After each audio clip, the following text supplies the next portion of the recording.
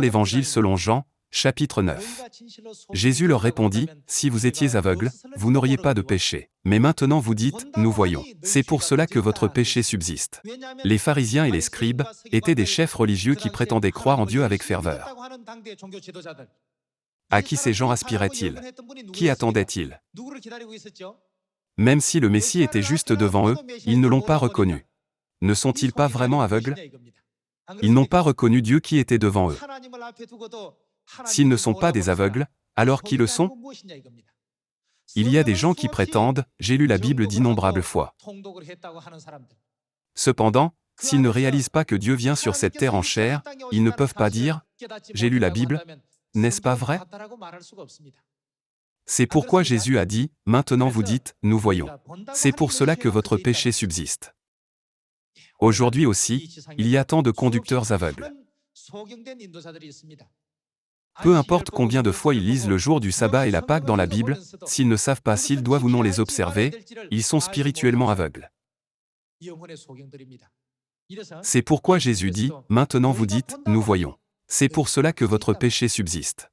Il voulait dire, si vous étiez physiquement aveugle, vous seriez venu me demander, s'il vous plaît, ouvrez mes yeux, alors vous auriez reconnu ma puissance, et vous auriez eu un peu de foi en moi. Cependant, puisque vous ne me reconnaissez pas en disant, nous voyons, n'êtes-vous pas aveugle? Il en est de même aujourd'hui. Jésus est venu une seconde fois sur cette terre pour sauver l'humanité, mais personne ne l'a reconnu. Voyons Jean chapitre 1, verset 10. Elle était dans le monde, et le monde a été fait par elle, et le monde ne l'a point connue. Elle est venue chez les siens, et les siens ne l'ont point reçue. Mais à tous ceux qui l'ont reçue, à ceux qui croient en son nom, elle a donné le pouvoir de devenir enfants de Dieu, lesquels sont nés, non du sang, ni de la volonté de la chair, ni de la volonté de l'homme, mais de Dieu. Et la parole, c'est-à-dire Dieu, a été faite chair, et elle a habité parmi nous, pleine de grâce et de vérité, et nous avons contemplé sa gloire, une gloire comme la gloire du Fils unique venu du Père.